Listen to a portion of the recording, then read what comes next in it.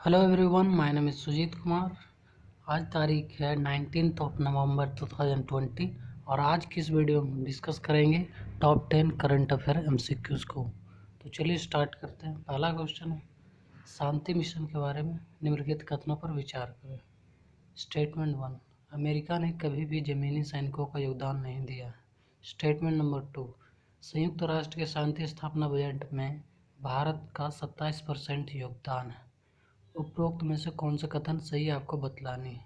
Option A केवल एक, option B केवल 2, ऑप्शन सी दोनों 1 एंड 2, ऑप्शन डी कोई नहीं। इसका राइट आंसर है ऑप्शन ए, अमेरिका ने कभी भी ज़मीनी सैनिकों का योगदान नहीं दिया है। ये बात सही है। और संयुक्त राष्ट्र की शांति स्थापना बजट में भारत का योगदान मात्र 0.16% यानी 0.16% है, ना कि 27%, बल्कि 27% अमेरिका का बजट है। हालांकि उसका कोई भी ग्राउंड ट्रूप्स नहीं है, लेकिन वो जो फाइनेंशियली मदद करता है यूएन को, उसमें शेयर उसका 27% है और भारत का 0.16% है।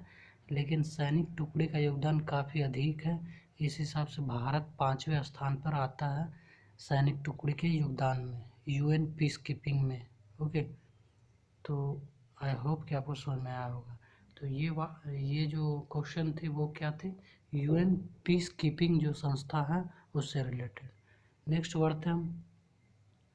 ब्लू बैरेट्स का संबंध निम्न में से किससे है। भारतीय नेवी, विश्व स्वास्थ्य संगठन, ग्रीन पीस, यूएन शांति मिशन। ओके, इसका राइट आंसर है ऑप्शन डी, यूएन शांति मिशन। यानी कि पीस कीपिंग, जो यूएन संस्था का पीस कीपिंग प्रोग्राम चलता है, यानी पीस कीपिंग जो मिशन है उसके तहत उससे संबंधित है क्या, ब्लू बैरेट्स। ब्लू बैरेट्स क्या है, तो ब्लू बैरेट्स एक तरह से समझ लीजिए कि जो यूएन शांति पीस कीपिंग मिशन में जो भी सैनिक, पुलिस या फिर नागरिक कर्मी लगे होते हैं वो ब्लू बैरेट्स पहनते हैं, यानी कि नीले रंग का हेलमेट पहनते हैं। तो आप कह सकते हो कि ये जो है ब्लू बैरेट वो क्या है, तो वह नीले रंग का हेलमेट है। ठीक है, इसकी शुरुआत शीत युद्ध में हुई थी। ठीक है, जब कोल्ड वार चल रहा था उस समय इसकी शुरुआत की गई थी ब्लू बैरेट्स की। ठीक है, तो बढ़ते हैं अगले क्वेश्चन की ओर। नेक्स्ट क्वेश्चन, निम्नलिखित कथनों पर विचार कीजिए। भारत में जन्म और मृत्यु की पंजीकरण विभिन्न राज्य कानूनों के प्रावधानों के तहत किया जाता है। स्टेटमेंट नंबर 2, जन्म और मृत्यु का पंजीकरण स्थानीय क्षेत्र के रजिस्ट्रार द्वारा किया जाता है, जो संबंधित राज्य, संघ राज्य सरकार द्वारा नियुक्त किए जाते हैं या फिर किया गया है। ठीक, उपरोक्त में से कौन सा कथन सही आपको बतलानी है। ऑप्शन ए केवल 1, ऑप्शन बी केवल 2, ऑप्शन सी दोनों 1 एंड 2, ऑप्शन डी कोई नहीं। ओके, इसका राइट आंसर है ऑप्शन बी, केवल 2 सही है, 1 गलत है। ओके, जो भारत में जन्म और मृत्यु का पंजीकरण है वो विभिन्न राज्यों के कानून द्वारा तय नहीं होते, बल्कि यह किसके तहत किए जाते हैं, जन्म एवं मृत्यु अधिनियम 1969, registration of birth and death act 1969 के तहत भारत में जन्म एवं मृत्यु का रजिस्ट्रेशन किया जाता है, ना कि हर एक राज्य के कानून के द्वारा। ये याद रखिएगा। दूसरा है, जन्म और मृत्यु के पंजीकरण स्थानीय क्षेत्र के रजिस्टर द्वारा किए जाते हैं। ठीक है, नागरिक पंजीकरण डेटा के आधार पर प्रतिवर्ष संख्या की रिपोर्ट का प्रकाशन भी किया जाता है। ये जो रजिस्ट्रेशन होते हैं उसके आधार पे हर एक साल एक सांख्यिकी रिपोर्ट का प्रकाशन भी किया जाता है। ओके, तो याद रखिएगा। नेक्स्ट क्वेश्चन है, वेस्टर्न डिस्टर्बेंस के बारे में निम्नलिखित कथनों पर विचार करें। यानी कि वेस्टर्न डिस्टर्बेंस से रिलेटेड है। वे एक तरह के उष्णकटिबंधीय तूफान हैं। दूसरा, इन तूफानों में नमी आमतौर पर पूर्वी प्रशांत महासागर में उत्पन्न होता है। आपको बतलाने कि उपरोक्त कथन में कौन सा सही है। क्या ये उष्णकटिबंधीय तूफान है, क्या ये पूर्वी महासागर में उत्पन्न होते हैं, आपको बतलानी है। इसका राइट आंसर है ऑप्शन डी, इनमें से कोई सही नहीं है। ओके, ये उष्णकटिबंधीय तूफान नहीं है, बल्कि हम कह सकते हैं अतिरिक्त उष्णकटिबंधीय तूफान, जिसे हम एक्स्ट्रा ट्रॉपिकल साइक्लोन कहते हैं। ओके, तो वेस्टर्न डिस्टर्बेंस क्या है, एक्स्ट्रा ट्रॉपिकल साइक्लोन है। इसकी उत्पत्ति किस रीजन में होती है? तो भूमध्य सागर वाले जो रीजन है ना, उस साइड इसकी उत्पत्ति होती है। तो हम कह सकते हैं इसकी उत्पत्ति भूमध्य सागर, कैस्पियन सागर और काला सागर वाले रीजन में होती है, वेस्टर्न डिस्टर्बेंस की। तो याद रखिएगा। ओके, इस तरह यह दोनों स्टेटमेंट इसका सही नहीं है। नेक्स्ट क्वेश्चन है, तो थोड़ी देख लेते हैं। ये जो क्यों चर्चा में रहा, हाल ही में आप देखे होंगे कि दिल्ली में काफ़ी बारिश हुई, काफ़ी नहीं मतलब थोड़ी मात्रा में हुई, ठीक। तो ये जो बारिश हुई वो वेस्टर्न डिस्टर्बेंस के कारण ही हुई थी, ठीक। तो इसे हम पश्चिमी विक्षोभ भूमध्य सागरीय क्षेत्र में उत्पन्न जो होता है वेस्टर्न डिस्टर्बेंस, उसी से हुआ था, ठीक है। ये अतिरिक्त उष्णकटिबंधीय तूफान है, जैसा कि मैंने बताया, ठीक है। इसके कारण क्या होता है कि उत्तर पश्चिम भाग जो है, जैसे कि जम्मू कश्मीर, हरियाणा, दिल्ली तक, यहाँ दिल्ली, पंजाब, इन सब भागों में अचानक सर्दियों की बारिश होती है। क्या होती है? सर्दियों की बारिश। इसलिए हम कह सकते हैं कि यह एक गैर मानसूनी वर्षा है, पैटर्न है, जिसे हम वेस्टर्लीज द्वारा संचालित होता है, ठीक है। वेस्टर्लीज बोले तो वेस्टर्न डिस्टर्ब, ठीक है। तो यह गैर मानसूनी वर्षा है जो कि अचानक सर्दियों की बारिश होती है। ओके, तो आई होप कि आपको समझ में आया होगा। तो बढ़ते हैं अगले क्वेश्चन की। ओपिनियन पोल के बारे में निम्नलिखित कथनों पर विचार करें। स्टेटमेंट नंबर 1, ये जनमत वैज्ञानिक नहीं है क्योंकि वे मतदाताओं के बहुत छोटे हिस्से की राय पर आधारित होते हैं। स्टेटमेंट नंबर 2, भारत में ओपिनियन पोल के प्रकाशन पर प्रतिबंध है। उपरोक्त में से कौन सा कथन सही है आपको बतलाने। ऑप्शन ए केवल 1, ऑप्शन बी केवल 2, ऑप्शन सी दोनों 1 और 2, ऑप्शन डी कोई नहीं। इसका right answer option A. Okay, पहला स्टेटमेंट सही है, दूसरा गलत है। क्यों गलत है? भारत में ओपिनियन पोल के प्रकाशन पर प्रतिबंध नहीं है, ठीक है। तो इसलिए दूसरा गलत है, भारत में ओपिनियन पोल का प्रकाशन किया जा सकता है। ओके, तो फिर क्यों ये क्वेश्चन पूछे, आप पूछ सकते हो, ठीक है।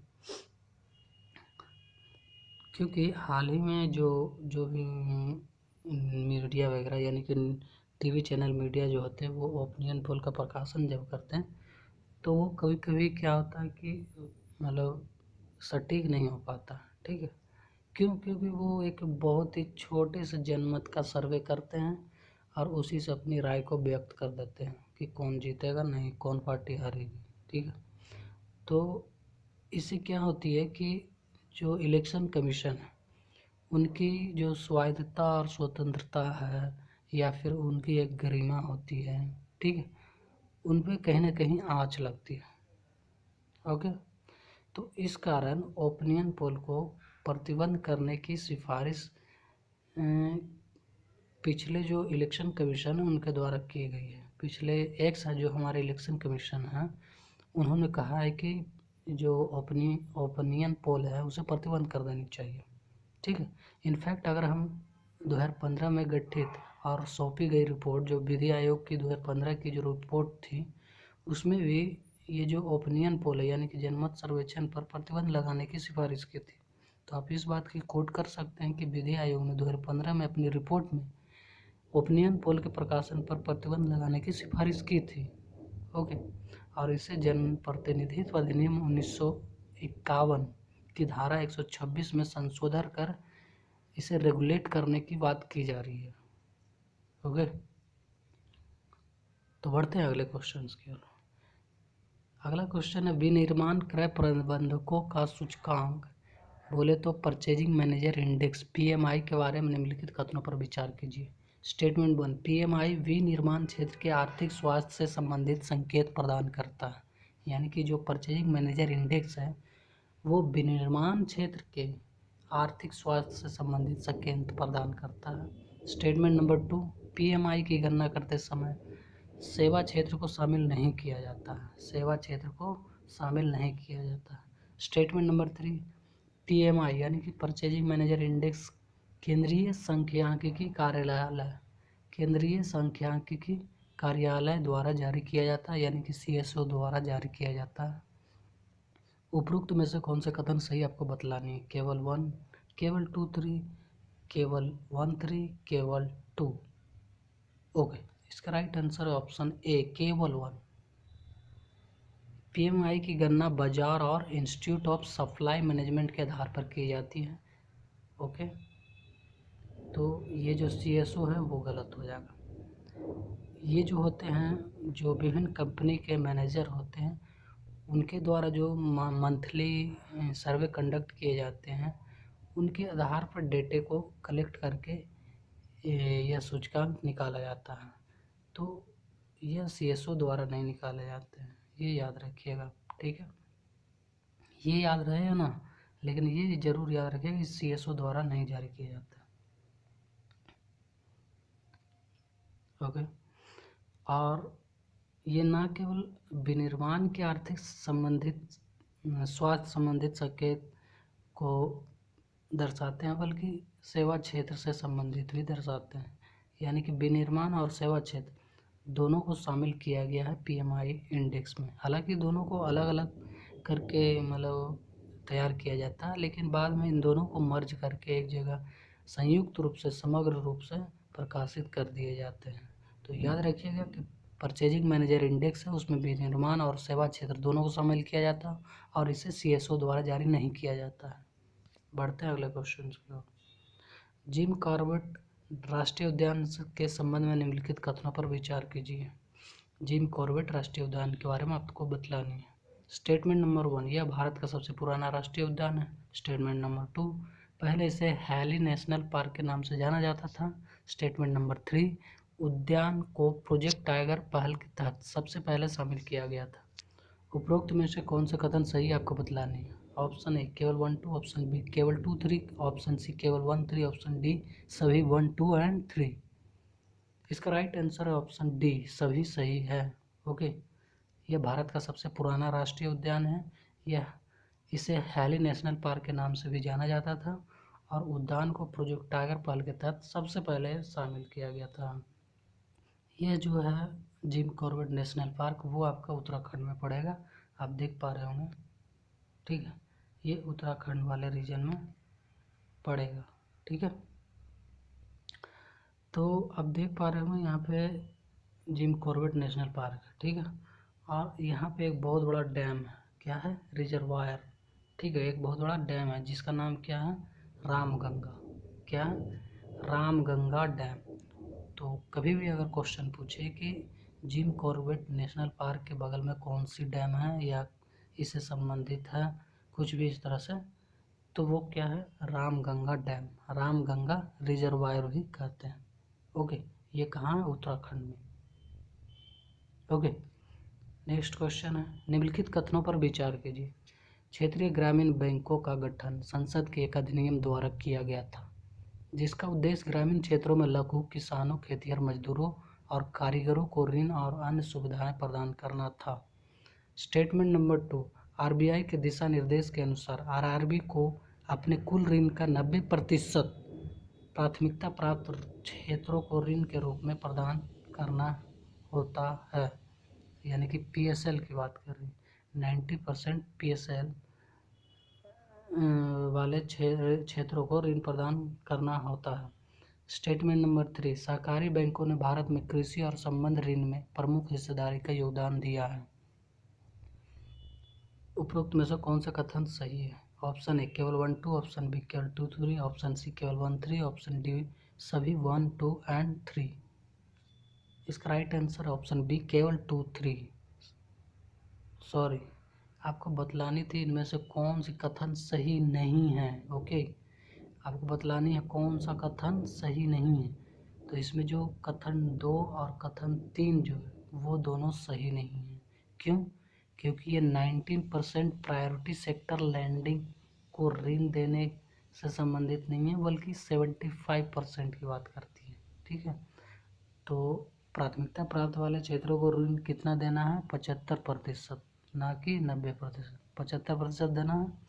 और इसका गठन RRB एक्ट 1976 के तहत किया गया था, 1976। RRB अधिनियम 1976 के तहत क्षेत्रीय ग्रामीण बैंकों की स्थापना या गठन किया गया था। ये संसद के द्वारा किया गया था, आपको भी मालूम है, ठीक है। तीसरा, सहकारी बैंकों ने भारत में कृषि और उससे संबंधित गतिविधियों में ऋण में प्रमुख हिस्सेदारी का योगदान दिया है, ऐसी बात नहीं है। आज भी हमारे यहाँ सहकारी बैंकों ने कुछ उतना सहयोग नहीं किया है, बल्कि आज भी बड़े बड़े बैंक जितने हैं जैसे कॉरपोरेट बैंक, उनका ही हिस्सेदारी ज़्यादा है कृषि क्षेत्र में भी। ठीक है, तो नेक्स्ट क्वेश्चन की ओर बढ़ते हैं। अगला क्वेश्चन है, स्पेस इंटरनेट के बारे में निम्नलिखित कथनों पर विचार कीजिए। स्पेसएक्स का स्टारलिंकन नेटवर्क प्रोजेक्ट अंतरिक्ष से डेटा संकेतों को भेजने वाले चल रहे कई प्रयासों में से एक है। यानी कि स्पेसएक्स का स्टारलिंकन नेटवर्क प्रोजेक्ट चल रहा है, बस इतना जानिए। दूसरा, आमतौर पर भू अस्थिर कक्षा यानी कि जियो स्टेशनरी ऑर्बिट का इस्तेमाल उपग्रहों को स्थापित करने के लिए किया जाता है, क्योंकि इस कक्षा में उपग्रह उसी समय पृथ्वी की एक परिक्रमा पूरी करते हैं जब पृथ्वी अपनी धुरी पर एक बार घूर्णन करती है। बोले तो पृथ्वी के साथ साथ घूमना। ठीक है, उपरोक्त में से कौन सा कथन सही है आपको बतलाने हैं। ऑप्शन ए केवल 1, ऑप्शन बी केवल 2, ऑप्शन सी दोनों 1 और 2, ऑप्शन डी कोई नहीं। ओके, इसका राइट आंसर ऑप्शन ए केवल 1 सही है। तो ये जियो स्टेशनरी ऑर्बिट नहीं है, बल्कि लो अर्थ ऑर्बिट की बात करते हैं। जब हम लो अर्थ ऑर्बिट में किसी भी सैटेलाइट को स्थापित करते हैं तो वो पृथ्वी के साथ साथ घूमती है।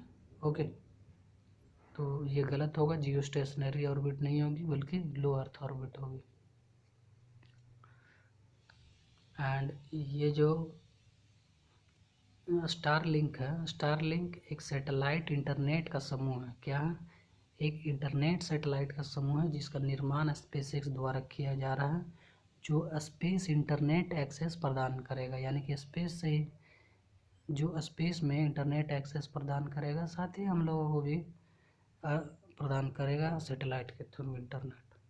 तो याद रखिएगा स्टारलिंकन प्रोग्राम के बारे में स्पेसएक्स द्वारा चलाया जा रहा है। बढ़ते हैं अगले क्वेश्चन की ओर। और this is a last question. Okay, golden लंगूर के बारे में निम्नलिखित कथनों पर विचार कीजिए। 3 स्टेटमेंट। पहला स्टेटमेंट है, ये केवल असम और भूटान के कुछ हिस्से में पाए जाते हैं। दूसरा स्टेटमेंट, यह भारत की सबसे लुप्त प्राइमेट प्रजातियों में से एक है। यह 3 नदियों यथा दक्षिण में ब्रह्मपुत्र, पूर्व में मानस, पश्चिम में संकोच से घिरे हुए क्षेत्र में निवास करता है। उपरोक्त में से कौन सा कथन सही है आपको बतलाने हैं। ए केवल 1 2, बी केवल 2 3, ऑप्शन सी केवल 1 3, ऑप्शन डी सभी 1 2 एंड 3। ओके, इसका राइट आंसर है ऑप्शन डी सभी सही है।